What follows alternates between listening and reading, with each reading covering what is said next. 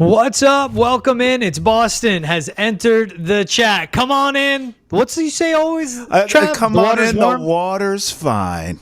Water's fine. That's it. He's Travis Thomas. I'm George Balekji coming in remote from Long Island. T, how we doing today, my man? I'm doing good, but I miss you in studio with me, man. I know you're all cozy. It looks like, your background, it's like HGTV. It looks so picturesque and nice. Look at this. This is postcard level stuff right here, brother. But I miss you here in studio with me grinding. It's only part of Long Island you'll get to that looks like it's postcard-esque. I'll just say that. Now, Long Island's good. My family lives out here, part of them now, so I frequent it. And, Long Island's like Jersey. You don't go there unless you have to. So I understand where we all stand on the paradox of states around the country. We got a packed show for you guys today, though. As always, we go through what's trending, which includes LeBron James taking a social media hiatus and making sure everyone knows before he does. Also, Joel Embiid reacting to the reports leaking of him being called out by everyone in the franchise, including being lazy as well. New banners hanging up at Logan Airport. Patriots-Dolphins preview we have some of Travis's interview with Kurt Warner to play. You can get your full one over on Foxborough Rush. Yep. We'll play some of that for you and what you have to say about Drake Maye. Then we'll take a look as well with the Sunday Night Football matchup between the Rams and Dolphins as well. But as always, Trav, as we like to start the episode, let's get into what's trending around sports right now, starting with Joel Embiid's reaction to leaked reports of the team meeting where Joel Embiid was literally told to stop showing up late. And when asked about it, Joel Embiid said, quote, "Whoever leaked that is a real piece of sh." Also, it's kind of annoying having to deal with the same things over and over and over. You see that tweet, and you can know what the four-letter word is. Trav, what do you think of this, hearing this from Joel Embiid? Whoever leaked that's a real piece of work, except using a different four-letter word. I think this is the beginning of the end of Joel Embiid in Philly. And I don't think they just gave him a 4-year contract. I know. But you know what? In the NBA, bro, they trade these players. They move them around like furniture. Like that doesn't matter. You can find a team out there to take that albatross of a contract on and think they can build around Joel Embiid and win something with him, and they would be wrong. And I think the 76ers are starting to realize it.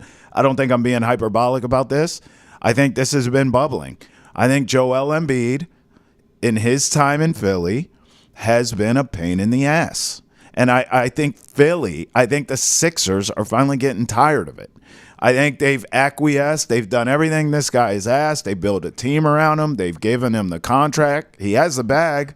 What the hell's the problem? He still is not winning in the playoffs. He still cannot put together an 82-game season plus the postseason healthy. He can't do it. They're giving him rest. They're doing everything they can, and it still isn't working. I think clearly this team stinks this season, George. They're going to continue to bottom out. We have yet to see Maxey, Paul George, and Embiid together on the court at one time. And with Paul George getting hurt again, his knee again, hyperextending it again. We're never going to see these three play together is what it feels like to me. I'm not saying they're going to trade them tonight or at the trade deadline, but I do believe we are seeing the beginning of the erosion, the beginning of the end for Joel Embiid in Philly. What gets me with this is whoever leaked this is a real piece of work. Look, that's just a reflection on how tired everyone is of the act of Joel Embiid. Philly fans are some of the most ruthless in all of sports, but they're going to put up with Joel. I didn't say defend. They'll put up with Joel Embiid because he's their guy. He's a franchise player, and he's a Philly athlete end of the day. But this gets leaked. Again, for him to complain and call that person a piece of work, it's getting leaked because they know unless it gets leaked and you find out your public perception's taking a hit, you won't do anything about it. The fact that the reports and the message to him were, Joel, you need to start showing up on time to everything. It wasn't practice. It wasn't shoot around. It wasn't film. It was everything. And if it was one of those three things, that's awful to me as being the highest paid and the best player on the team. Right. Look, he's going to call him a piece of work, and he said he's getting tired. Well, why are you getting tired of it? The same stuff over and over and over again. Because you're doing the same thing over and over and over again. This is also from the same guy that said, call me out for what I am, but don't take a shot at my family. People are calling out, you are for what it is. That's right. Small locker room, it's going to get leaked. Nothing is safe. No info is safe now. All right, staying in the NBA. LeBron James says on social media, on X, on Twitter, on whatever you want to call it, maybe on Blue Sky. I haven't downloaded it. And with that said, I'll holla at y'all reading this tweet you guys see on your screen if you're watching on YouTube. Getting off social media for the time being. Y'all take care. Peace sign, crown emoji. There's the classic of I'm going to get off social media, but I have to let you all know I'm getting off social media by saying it on social media. Because my thought is, if someone does that, I get it. They don't have any other outlet to say, hey, I'm getting off social media. Unless they have like pre-game press conferences, post-game press conferences. They host a show called The Shop on HBO and Max. Unless they're, like on podcasts. Preach. Being interviewed all the time. Preach. Look, I'm all for getting off social media. I have said if we didn't do what we did, Trav, like Instagram wouldn't have it. Twitter would not care for it. I'd be an avid Reddit user. And aside from that, I think I'd be good everywhere else. Like I would not be on social media. Just get off it. Don't tweet it. There is that thing though, if he stops tweeting and, being on social, people are like, is LeBron James okay? But again, he would be asked after a game or before a game 2 days later, and he could say it then. So get off it. It's fine. Just, I guess you do this stuff. Listen, you covered all the bases there, man. It's just like, I'm with you, by the way, about the social media for our personal use. I guess we're very old school in that way. Maybe we have old souls or something, George, because I'd still be rolling with pagers if I had my way. But look, I feel the same way about, you see all these folks leaving Twitter and going to Blue Sky or what the hell ever it's called, and they're making this like almost like a press release of like, hey, I'm leaving Twitter because I think Elon Musk is a maniac and I don't feel safe here and I'm going to Blue Sky. It's just like, just leave. Like we don't need a press conference. We don't need a spotlight shining on you saying I'm leaving. We don't need a press release. Just get the hell out of here. And I think for our viewing audience, you can see at the bottom of the screen. It's the best. For those of you listening, I'll read it to you because the graphic is perfect, okay? Our esteemed producer, Brendan, I call him Brendo Rendo, did his thing with this. LeBron James says on social media that he is getting off social media. I mean, you can't make this stuff up. Just leave, bro. It's okay. You've indoctrinated us enough with everything you got going on. I mean, we know what your son's doing. We know everything. I mean, just go. Just leave. You don't have to announce on social that you're leaving social. We don't give a damn. Roll out. Bye. Bye-bye. And that's where the rest of you is. Also has the resources to get off social media without getting off social media. Right. Just pay someone to run your Instagram and your Twitter for you. Preach. He goes 0-30 in the playoffs. I respect it. He can't come back now. He cannot come back. Yeah. Lakers are off to a 10-4 start. He can't come back until they win a ring. All right. How about this? Talking about rings. The Celtics raised banner 18 in Logan Airport. Yeah, Terminal C. So I don't know if there's a tradition of doing this in Terminal C, but you see Celtics, Bruins, see it on your screen. More Celtics banners. Oh, Patriots. And you see the order of these championships being won. A little Sox, Celts, Bruins. Hey, Boston Cannons, Patriots, Red Sox, Patriots. Shout out Boston Pride. Yeah, Mass Pirates. I forgot about them. Yep. And there it is. Banner 18. This is cool. I like it. I'm all for it. There's a lot of Boston sports memorabilia as you walk through Logan Airport in different terminals. I love that. Which the significance of Terminal C, I don't know. Just get me to the airport and get me the hell out. But it's just cool that, people coming into the city see this right away. George, when I auditioned here at Nesson, and I had never been to Boston in my life. When I got off of the plane at Logan and I'm walking through that airport and I see these things, I see those banners. I see they even have, I don't know what terminal's what, maybe it's the same one, but they even have like a mock Fenway Park in there, like a mock Green Monster setup where you can sit and hang out. And I knew it almost, George, in a way, it helped me lock in for my audition. Because it was like, you're not getting this in any other sports town or any other town. Like here it is Boston, it's so unique.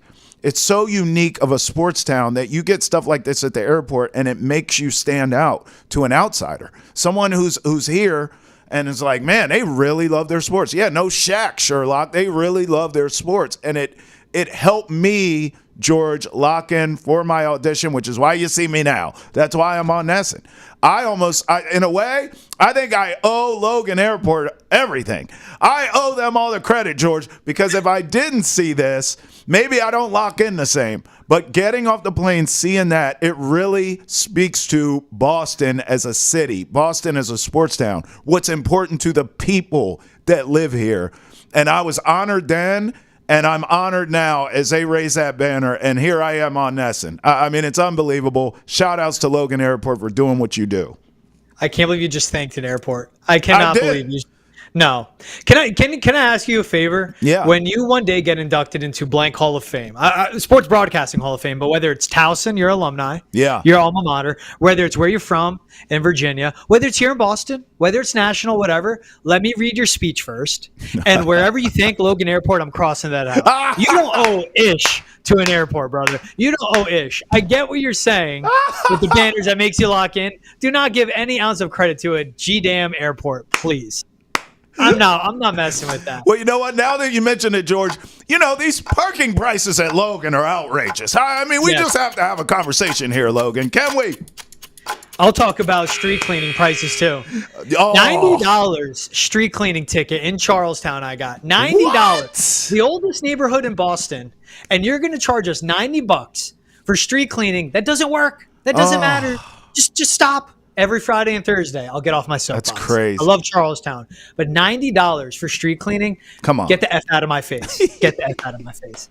Hey, you want to talk more about those banners being raised in Logan Airport? Check out the latest episode of Hold My Banner, available on YouTube, Spotify, Apple, Amazon, wherever else podcasts are found. That's hosted by Travis Thomas and Ante Campbell. They do a great job talking NBA, its culture, everything around the league, and of course, everything Celtics. Hold My Banner wherever you get your podcasts. And also, if you're watching on Nesson's YouTube page, hit the subscribe button as well, so you'll find out when new episodes and clips are dropped twice a week, but also new clips going up every day of the week. All right, Trav, let's get into this Sunday for the Patriots. Yep. So speaking of Logan, they'll be flying out of Logan to go down to South. Does that work? They have their own plane. No, they definitely don't fly. No. Okay. Yeah. Cool. Oh, they fly out of Providence anyway. Never been in an airport. So speaking of airports, the Patriots don't have to deal with one, but they'll be flying down to South Beach for a matchup with the Dolphins this Sunday. Dolphins 5-5, man, just sticking 500 in an AFC where the 7 seed will likely have a losing record or be 500, man. They're just staying afloat. They overcame losing Tua for a few weeks. They're 2-2 since he returned from the bye. While we know the Patriots 3-8 on the year, coming off this loss with the Rams. This is an interesting matchup just because this Dolphins defense isn't good. So I think we'll see a lot of scoring, but this is an offense, since the return of Tua, has put up 27 or more points 3 out of their 4 games. They've won 2 in a row. And to me, I point that out, Trav, because if you can score, it's going to be tough for the Patriots to keep up because their defense cannot get stops. Yeah. I mean, look, you and I watched that game last week together with the Patriots and the Rams, and we watched Cooper Kupp, Puka Nacua do whatever the hell they wanted to do in that game. I just don't know what you're supposed to do against these weapons with the Dolphins. Now, I will say this, and maybe it's me, George, giving, like I did Logan, giving too much of a benefit of a doubt here, but I'm going to give some benefit of the doubt to a defensive-minded head coach that there's going to be adjustments made. Lord knows you didn't make them during the game. But now in this game, with the Rams game being over and transitioning to the Dolphins, there should be some adjustments made in terms of taking away some of these splash plays. Because of that, I'm going to go a closer game than I'm willing to bet that you're thinking. I'll go Dolphins here because I do think they will make the big plays, whether it's Tyreek Hill or whoever's. They will make the big splashy plays that are the difference in the game, at least 1 or 2 of them. I'll go Dolphins 27, and I'll go Patriots 20. I keep telling you every week. I don't know the number because I don't bet on the team, but I feel like the Patriots cover spreads, bro. Like they are in every game. They hang in there. They're tough. They're tougher than a $2 steak for a lot of these really good teams who we think should sort of beat the hell out of them. They don't. I thought the Rams, that was a close game. Could have went either way. Obviously, in the end, we know what happens. I don't necessarily feel like they're going to be in this game enough where we feel like in the end they were this close. That's why I'm going to touchdown here. I think the Dolphins are a touchdown better than the Patriots, but I think that's it. I think the margin is that thin, George. I think the Pats hang in this game. I'll go 27-20 here. Drake Maye plays well again, would be my guess. If you can find 7.5 out there, then take the points. Yeah, I mean, you're right. Like Vegas sees what you're seeing, though. Like this Dolphins team is favored by a touchdown. I go back to, and to your point too, you talk about them covering. They covered against the Jets, Titans, and Bears. Did not cover against the Rams. Did not cover against Jacksonville or Houston. All of those games where Drake Maye starts, whether you finish the game or not. Of course, them also beating the Bears and beating the Jets. So it's more than covering in that facet. But this is an offense that, guess what offense we just saw carve up the Patriots? Have their way, average over 8 yards of play, almost 9 yards of play. That's right. Only face 8 third downs. And yeah, sure, you guys were plus 15 minutes in time of possession. But when they had their long scoring drives, they saw altogether an over 80% success rate on their plays. That Rams offense, different personnel, is this Dolphins offense. It is the same thing. Speed, get the ball out quick. The receiver matchups will be way different. Instead of bigger receivers like a Cooper Kupp and a Puka Nacua, it's of course the speedsters and Tyreek Hill and Jalen Waddle. So the secondary can match up a little better where you have undersized receivers. Christian Gonzalez, hopefully we see him follow Tyreek Hill. Then you figure out a way to take Jalen Waddle out of the passing game and out of the game plan altogether. But this is also a Dolphins offense that we've seen 27 on the Cardinals, 27 on the Bills. Dropped 34, just coming off this win over the Raiders. I'm not going to act like that Raiders defense is anything great, but we're everything that the Dolphins do, right? And their defensive line is getting healthy. This is still a really bad offensive line for the Patriots, a very bad D-line when it comes to stopping the run. Because, yeah, sure, Kyron Williams didn't go off and Blake Corum was kept in check. They were averaging over 5.5 yards a carry. So Devin Achane will get his space. We'll see what Jalen Wright, the usage he is. And the last time these two teams met, oh, man. This is going to be an exciting game because it's not Snoop Huntley against Jacoby Brissett anymore. Let's take that moment. It's Drake Maye against Tua Tagovailoa. But if Mike McDaniels is smart, he's going to look back and look at Devin Achane and Jalen Wright and go, you two went off against this defensive front. They're still bad. They're still not doing anything much. And I think with the Dolphins being able to eat up the clock, just have a more consistent offense where, look, again, keep in mind, like the Patriots are good against bad teams with bad offenses. Yes. Let's not brush aside who are the two teams they beat and who are the two teams the teams they've kept it close. That's right. It was the Jets, the Titans, and the Bears, who we saw 3 weeks before the Rams. Those are really bad offenses, really bad quarterback play until the Bears kind of got it right, but it's still terrible. This Miami offense is rolling, man. And it's more than the personnel. It's a system. It's Tua being sharp. He's being confident, who was good when he stepped back in. And he's averaging, almost 78% completion percentage. He's thrown for 960 yards, 7 touchdowns, just 1 turnover since he's returned the last 4 games. Yeah. Having that type of productivity, getting back into the system and doing it, with also the Patriots still lack an actual pass rush. Like they were getting nothing there. Tua's a quick decision maker. When he gets the ball out fast, gets it to his playmakers, and you're a poor tackling team on the back end. I understand the 27-20, but I lean more towards what I've seen from the Dolphins, where to me this is a 35-24 outcome. And I joke about it, but it's real, man. It's real. Where the Patriots, yes, are 3-8. They're catching momentum. Drake May's been good. But Trav, how often has this team been unprofessional? And now you're going to send them to South Beach. The weather is warm. The distractions are easy. And I'm being serious here. No KOD jokes or Tootsies or wherever they want to go live. But like seriously, like it's just you're in that climate, and also like a team that's not used to playing in that type of climate. It's sitting 75, it's humid, it's sunny. There are the effects and what's tough to play in South Beach with this Dolphins team rolling. I just think the separation is the talent on offense, Dolphins being just good enough on defense. Not great, just good enough with good players in key spots. I think it's going to be a Miami win, and it's going to be one where we're going to once again go, yeah, maybe the score is close, right? What if we get 28-20? It's like, all right, it's a 1-score game. What if we get 31-21, right? It's like a 2-possession game right there. Cool. But it's the score won't reflect of where these two teams are at. And this is a Dolphins team. You called it, man. You called it. You called their upset when they matched up with the Rams for the Dolphins. You called the Dolphins being good and being desperate, and we've seen that. You can't fake desperation. And this Dolphins team playing that way, man, that's why I lean towards them. Yeah, listen, I think they're going to my next bold move with the Dolphins, I told you when Tua came back, they will climb out of the hole that they were in when he was out, and they will be a wild card team. The Bills are going to win the division. We all know it. They may very well be the 1 seed in the AFC. We'll see how things play out. But the Dolphins will find a way to get into the playoffs. And I'll be honest, if they don't have to go somewhere cold, they may rattle off a win. I mean, if you're telling me Miami is going to Houston, for example, I'll take Miami in the game. Okay, so now if you're going to Pittsburgh or you're going to Kansas City again or wherever and it's cold, you're going to get smoked. We already know what this team does in the cold. A couple things you said I want to unpack quickly. Drake Maye is the reason why I don't have the same worries as you with the team not being focused or being unprofessional in Miami.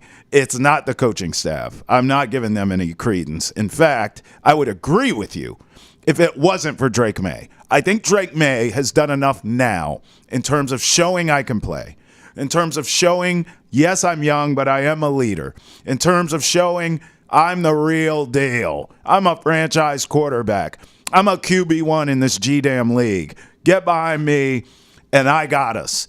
I think those guys believe in Drake Maye enough where he can keep them in line.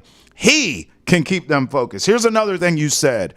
I agree with you that the Dolphins should try to establish the running game here. I disagree with you slightly with your score because if they're going to do that and they're going to go the physicality route and they're going to go these guys can't stop the run, let's run it down their face, then that should lend itself to a much closer game. That should lend itself to, okay, they had a long drive. We need to go out and have a sustained drive. And I think Drake Maye can lead that as well. You also said you're interested to see Christian Gonzalez and how he's used this week. Because last week we were screaming, why isn't he on Cooper Kupp? Why don't you put him on Puka Nacua? You said he made travel with Tyreek Hill this week. You want to see that. Can I tell you something? I love Christian Gonzalez. Love him. Mm-hmm. I know you do too. Even if the adjustment is let's have him travel with Tyreek Hill, please, for the love of all things holy, give that young brother some help with Tyreek Hill. I want him traveling with Cheetah. I'm with you, George, but I need safety help over the top. I need another corner every now and again to just peek over. Does my guy need help? I love Christian Gonzalez, but I am not willing to sit here and act like this guy is prime time in his prime. He's not just going to walk in and shut down Tyreek Hill one-on-one. I want him traveling. I'm with you there, but give him some help, please. If Jalen Waddle beats me because Christian Gonzalez and help is over there on Tyreek Hill, fine, I'll live with that. But if you put Christian Gonzalez one-on-one with Tyreek Hill and Gonzalez turns into barbecue chicken and Tyreek Hill goes off, oh my God, now we're having conversations around here like, are we wrong about Christian Gonzalez? Let's set the young man up for success, please. Set the team up for success. Christian Gonzalez is really good. He's the type of corner you put over on Tyreek Hill. What they used to do is the Belichick days with their elite number one corner, like a Stephon Gilmore, he would take the number two and he would bracket the actual number one receiver. But if Christian Gonzalez is up to the billing, he's going to take Tyreek Hill, and then you have to bracket the number two, which is Jalen Waddle, because that's the world they live in with a bad secondary, a banged up secondary, an older secondary. That's how they have to live. So it's I don't have a lot of confidence though, because hopefully there is a paying attention of adjustments week to week and watching how Tyreek Hill is used and just making sure that there's at least double teams his way. That I can't disagree with. But when you have a two-headed monster like they do, guys that drive the offense like they do, Gonzalez on Tyreek Hill has to be it. And then you bracket double team Jalen Waddle. That way you could at least try to take both out of the game. Because either way, if you get beat by one or the other, fine. I don't want to see them get beaten by both like they were with Cooper Kupp and Puka Nacua, who accounted for 70% of the targets that Matthew Stafford threw this last Sunday against New England. And with this Dolphins defense, not fantastic, not sexy. Anthony Weaver, though, their defensive coordinator, came over from Baltimore. He was the D-line coach of the Ravens, now the DC of the Dolphins. He just has them playing good enough.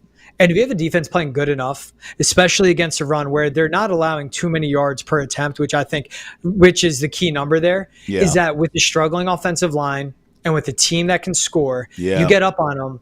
It's a classic. Pass rush pins their ears back, and they get going on this. One thing to see, and we'll see, is that Cole Strange did return to practice. Now, He's been working at center, which I think is a good thing. I do too. He's been working with David Andrews. Look, he's an okay guard. We haven't seen him been healthy enough to really assess him as a guard. But with his skill set, he's more of zone gap blocking opposed to the power, which we've seen has been good for AVP. But if he's taking snaps at center and you get Ben Brown back to being a backup because he was okay, he got the job done, and then basically he has reared his head to be what he is, a practice squad center. Yes. If you have good, just okay, competent center play, and then you have a right guard and Mike Onwenu who's good. Yeah. It's just the little by little upgrading the line, and you can protect on the interior, especially. That could be a boost for this team. How many reps he actually plays on? I mean, he's coming back from a torn patellar in his knee. And it happened late in last season. I don't know if he'll be on a pitch count. I don't know if he'll be able to be on the field as well. Yeah. We'll see what his availability is, but he is at least practicing. That is something to watch. X factor in this game is Ramondre Stevenson. If we're due, I mean, it feels like it's been a while. He needs a big Sunday. If he has a big game day, think about all the boxes you check. I mean, you're asking their offense to stay on the sideline, so that's helping you. And you're asking them, you're putting them in a position to have to be explosive. If you're having time of possession, if Stevenson's running the ball effectively, obviously you're making life easier for Drake Maye. You could check that box too. And it just sort of limits the opportunities that the Dolphins have to hit that home run to Tyreek Hill or Waddle on you. You know, if you can have a solid running game, and to your point with Strange being back, I mean, maybe the offensive line gets a boost there. Maybe that helps open up some run lanes. We'll see. But this would be a great week for Ramondre Stevenson to enter the chat. The X factor for me is always the offensive line. And if Cole Strange does say even take reps at center, patience has to be preached to Patriots fans. New system, new coach, new lingo, new position for him, coming back after a long time off, who knows what the football activities are. I don't think there'd be an immediate boost. We'd see if he's even active on game day, but ease him along. This is still a good defensive line. Zach Sealer, Calais Campbell, Chop Robinson. And after I saw them get dominated at the line of scrimmage, both sides of the ball by the Rams, I don't have high hopes. Yeah, Ramondre needs to play well, but it's the offensive line with the Patriots. Hey, you want more Patriots talk? Check out the latest episode of Foxborough Rush, available on YouTube, Spotify, Apple, Amazon, wherever else podcasts are found. You can also watch the episodes on YouTube. Hit the subscribe button as well. This recent episode, Kurt Warner joined Trav, talking like 30 minutes quarterback talk. So you know I love that. Mike Lombardi has always stopped by. So we chop it up with the both of them, talking Patriots, talking Drake Maye, and talking some Thanksgiving football as well. That's Foxborough Rush, wherever you get your podcasts. And now to Trav's talk with Kurt Warner. Here's a little snippet from it we want to see, for you guys to see, but also make sure to get your full discussion over on Foxborough Rush. The great Kurt Warner with us, NFL Network analyst Kurt Warner. You can see Kurt every Sunday on NFL Network, NFL Game Day morning at 9 a.m. I always spend my Sunday mornings with you, my man. We appreciate you joining us here. We appreciate you watching with us on Sunday mornings. All right, look, now we're going to show this tweet. You've been high on Drake Maye, and we love that around here. So what I want to do with you, we were talking off camera a little bit about the X's and O's of the game. Tell us, what do you see when you break this kid down? Because we know you love him, and you know we love him around here, Kurt. I mean, the first thing people have to understand when I break down tape, the most important thing for me, especially with rookie quarterbacks, is are they getting their eyes in the right spot? Because that to me is where the position always starts, is you got to know where you start in the process, you know, and obviously there's lots of reasons for where you start, you know, the concept that you're reading, obviously the coaching that you're getting, what the defense is giving you, all of those things. But that's the first thing that I look at. And so the more a young quarterback can have his eyes in the right spot, so he's in the right starting place, obviously the more he's going to have success. But the more I look at it and go, okay, this guy knows what he's doing. And that to me is the biggest thing. You might miss some. I mean, you're going to miss some throws. Like every quarterback misses throws in the course of the game. You know, I've got a son that plays college football, and he'll miss 2 or 3 throws in a game. And you know, he'd call, Dad, I played terrible. And I'm like, you should sit down and watch NFL tape with me. Like every NFL quarterback misses 5, 6, 7 throws easy in a game. Mm-hmm. You know, like it's hard to do. And so, you know, when a lot of people will look at stats and they'll look at touchdown passes and you know, they'll look at incompletions and all that stuff, I don't, although that obviously plays a part, but I look at, are they going through the process the right way? Are they throwing it to the right guy? Are they seeing what they're supposed to be seeing? And then, of course, the next step is when they do that, are they getting the ball in the right manner to the right guy on a consistent basis? And so in this past game with Drake Maye, I just feel like he's really got a great understanding of what he's trying to do from the time the ball is snapped. And his technique is actually better than coming out of college. And even in preseason, there were a number of the technical issues that would cost him at times. I think he's cleaned a lot of that stuff up. He looks different from the technique standpoint on top of it. So when you put all that together and then you add in, there's times that I kind of scratch my head on what exactly the Patriots are trying to do on a concept and the spacing that's there that doesn't necessarily allow Drake or any quarterback to fully have success, with what the concept. So you put all that together, and that's what I'm seeing from Drake Maye is that he's making good decisions and he's consistently getting his eyes in the right spot. And when things aren't clean, he's still doing something good with the football. And so you put all that together, and I've been really surprised. And I'm one that I'm never afraid to say, hey, I didn't necessarily see this coming out of college. Yeah. Because in college, you get what you get. Like, you don't know who a player is or if they can be better at the NFL level or any of that stuff when they're in college. So you have to go off of what you saw. And, his senior year at North Carolina, his last year at North Carolina, it was like the technique wasn't there. His feet were all over the place. He looked uncomfortable in the pocket. He missed a lot of easy throws. And so you go off of that coming into what I've seen this year. And I've been really, really impressed with, the complete package that I've seen from Drake Maye, here early in his career. Kurt, when you say lack of spacing in the play design, take us into what can Alex Van Pelt do better to maybe set Drake Maye up for even more success so far in this rookie campaign? What do you see play calling wise that the Patriots can be better at for this kid?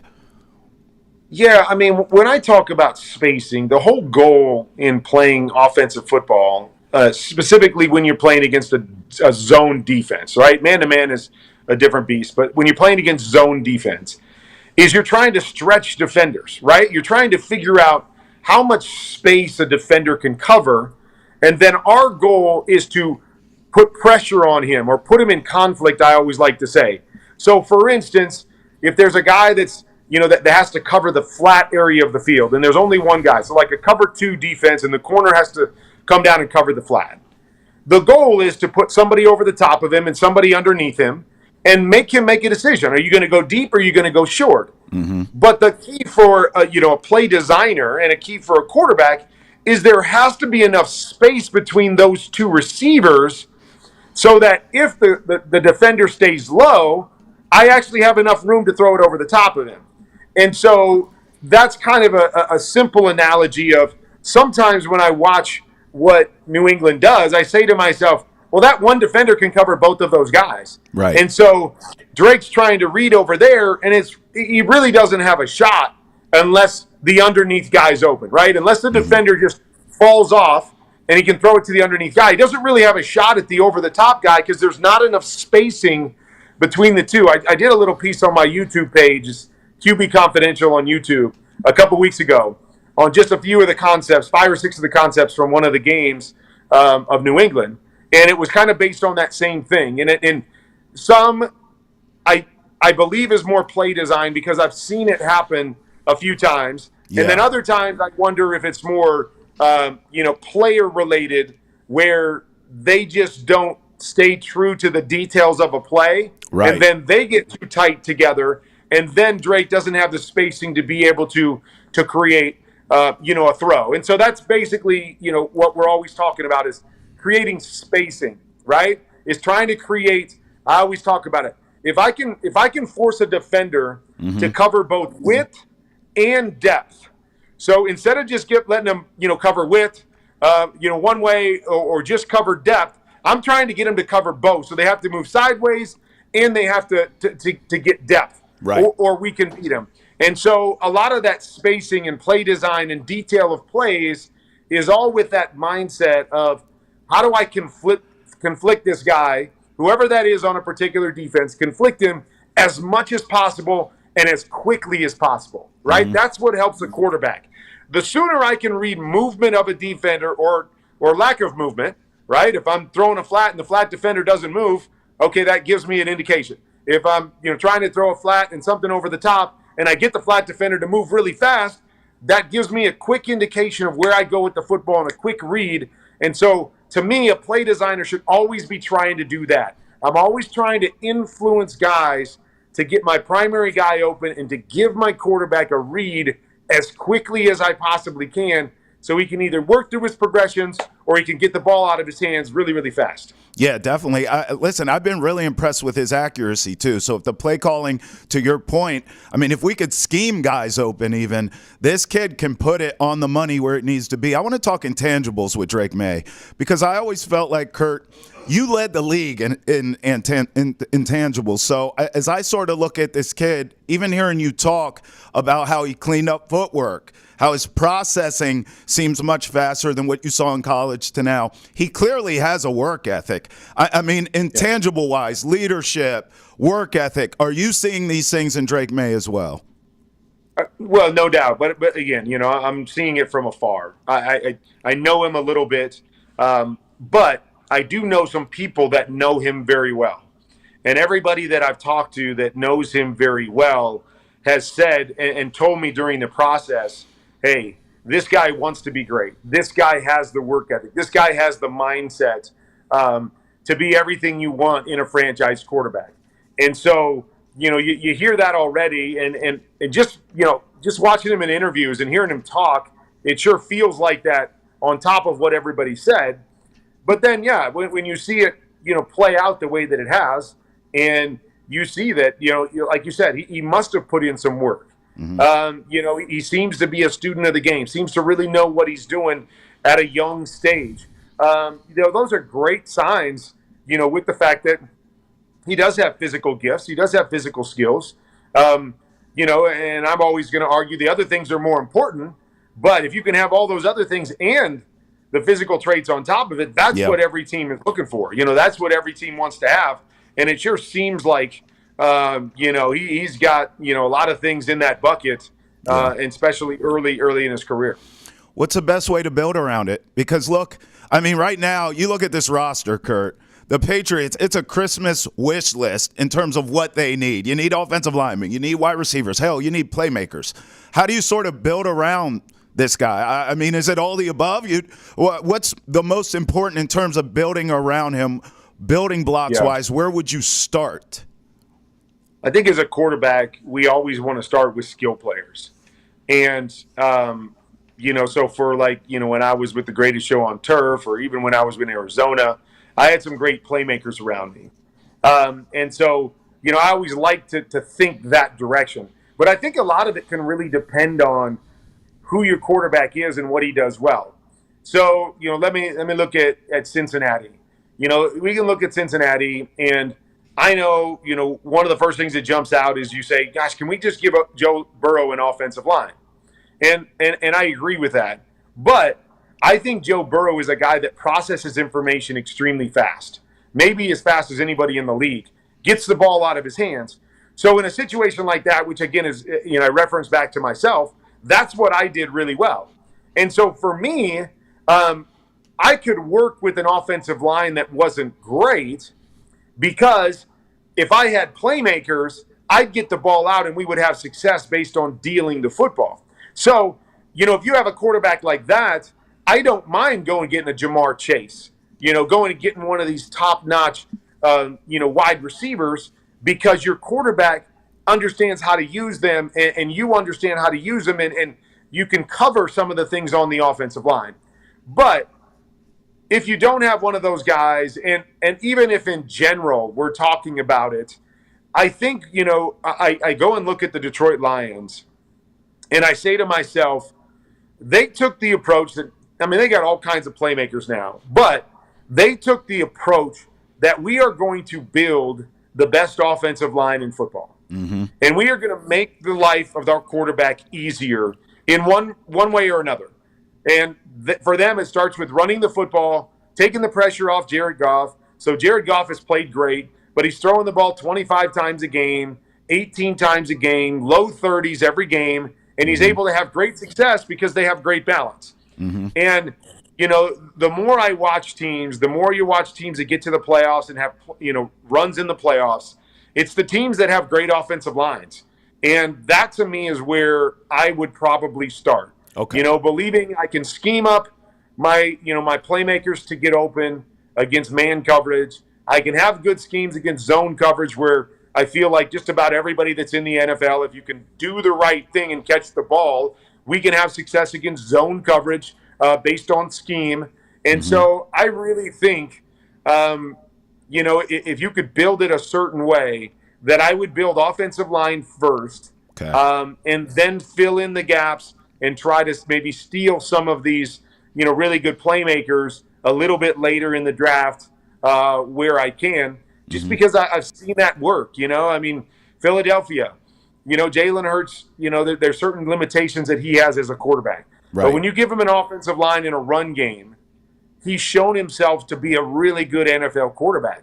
And so when they put it on his shoulders and they didn't have a great offensive line, they weren't running the football, he looked very average.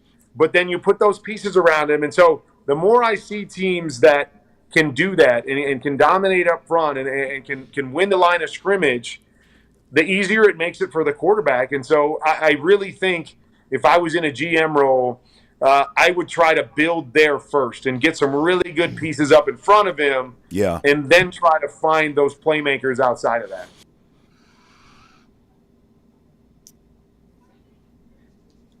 And make sure to join the conversation by tweeting at us with hashtag NessonChat or email the chat at Nesson.com. That was Kurt Warner on Foxborough Rush. Catch his full convo with Trav on the latest episode of Foxborough Rush, wherever you get your podcasts. And also make sure to subscribe on Nesson's YouTube page as well.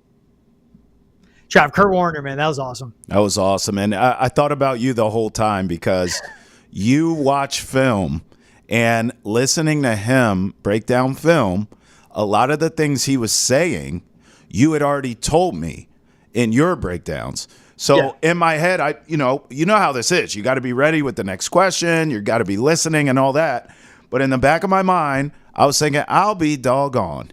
This damn George has watched all this stuff, and he's seen it. So if anything, I think it's a compliment to you, because that's a Hall of Famer, a champion who's watching stuff, watching ball, and seeing the same things as you.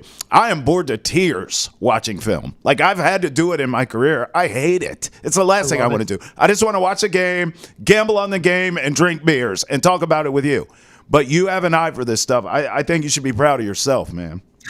I appreciate that, but like the way he explains it is so great. And like he was explaining the high-low concepts, right? And Drake Maye with his footwork. What got me was the decision making. I go back to the shootout between Baltimore and Cincinnati, and the long touchdown that Joe Burrow and Jamar Chase had. Joe Burrow isn't looking at Jamar Chase.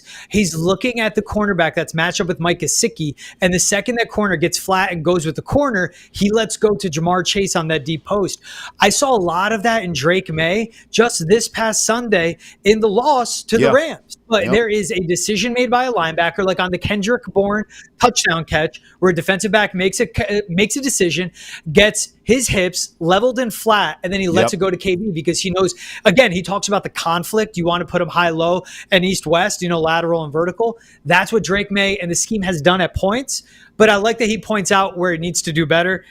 Hey, I'm all for him. Kurt Warner, what made me smile the most? Offensive line, then receivers. But again, you have the special quarterback. If you keep him protected and give him time where it opens up the playbook, if a T. Higgins is your wide receiver one and you build off of Pop Douglas and Kayshon Boutte and Jalen Polk get better, then all of a sudden you have a quarterback that makes everyone better. You don't need everything around him to be perfect to make that quarterback great. So that was awesome for Kurt Warner. Appreciate the compliment, but shout out to you, man. That was a great combo and a great interview. you had with him. All right, let's get to the Sunday night combo. Eagles at Rams. Man, Philly 8-2 on the year, and basically a lock to get into the playoffs. They could be in the mix for a top 2 seed in the NFC, while the Rams at 5-5 are just holding on to dear life. This will be a fun game of receiver play, of quarterback play. The Eagles defense though has been coming alive last 5-6 weeks. They're the best unit in the NFL. What are you thinking with this game, T? I think this will be the game of the week. I think this will be the best football game we watch in the NFL this week. And listen, you know where I'm going. I correctly predicted a ton of these Rams games. I remember the Vikings game a couple weeks back where the Rams were the underdogs. It was a big stage, if I'm not mistaken, and a primetime game. And I said the Rams are desperate. They got to get this win. And the Vikings were humming at the time. And the Rams got that win. I think this is the same situation here. I'm taking the Rams. Listen, here's some of this. Saquon Barkley right now has a real case for an MVP of this league. I mean, a real case. Kudos to you. You were ahead of that weeks ago. We said keep your eye on Saquon. You got him on the radar in terms of MVP talk where you said keep your eye on Saquon. This guy's playing at such a high level.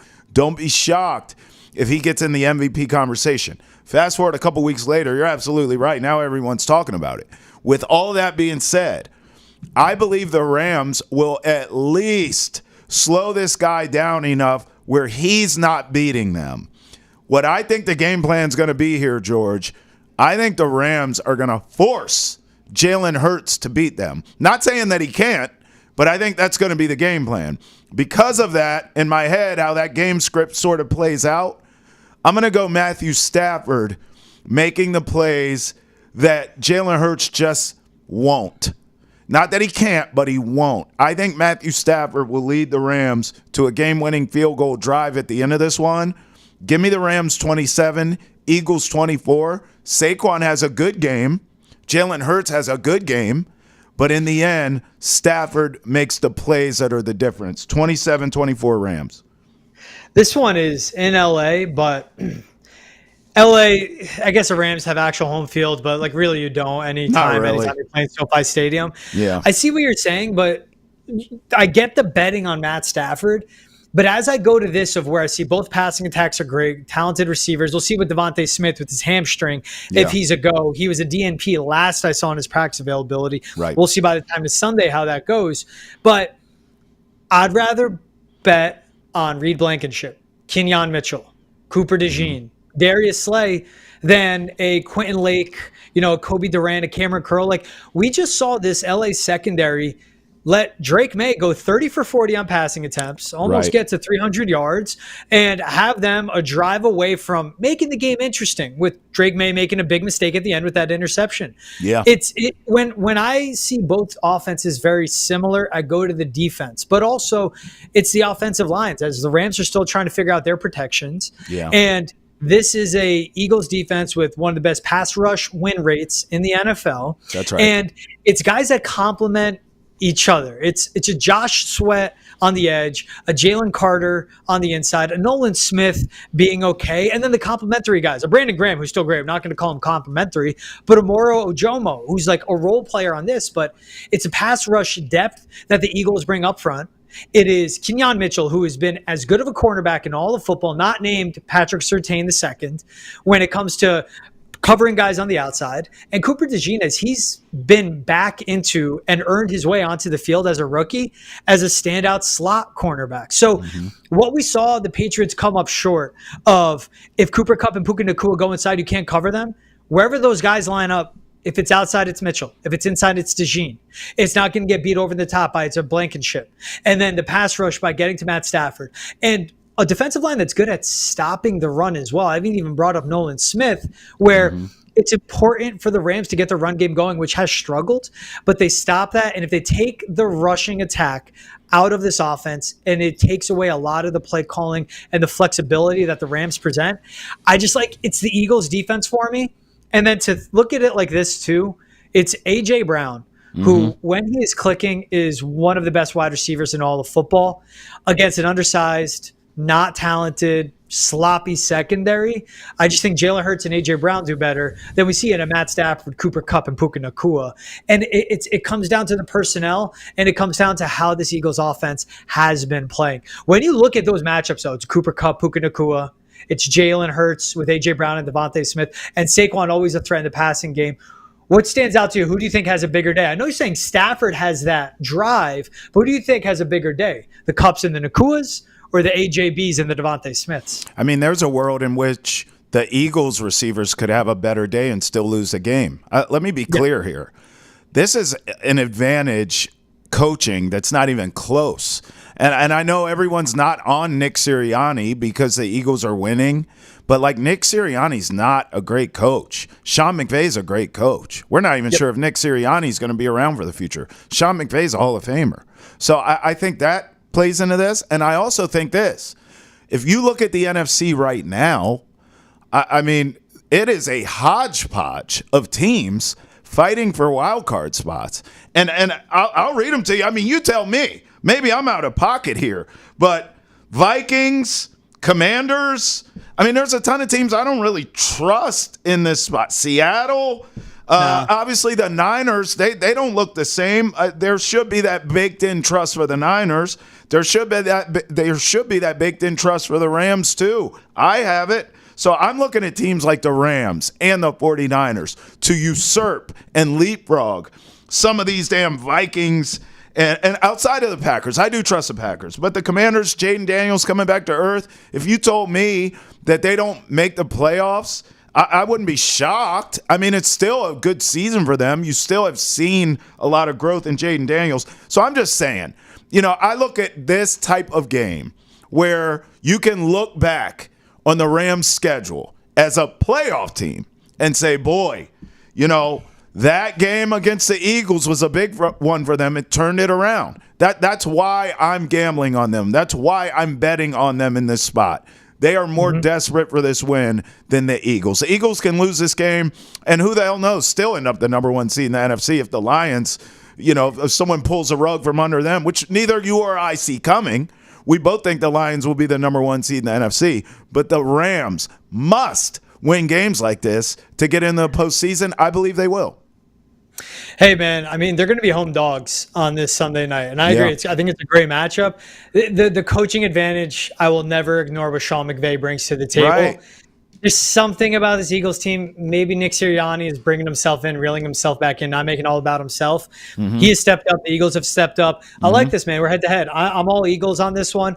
You're all Rams. That's what makes it fun. And in a great quarterback duel, I like what you point out. Just look at what the three wildcard teams could be in the NFC. Vikings 8-2, Packers 7-3, right? Commanders 7-4. Those are the three wildcard teams as we speak. It's amazing that there's parity all throughout the league. I mean, if you look at the AFC, it's the Chargers who have just 3 losses, but the Wild West that is the NFC West, with the Cardinals being the division leader there, and even the NFC South, which is up for grabs. But it's the Falcons at 6-5, just holding on to the lead in that division as well.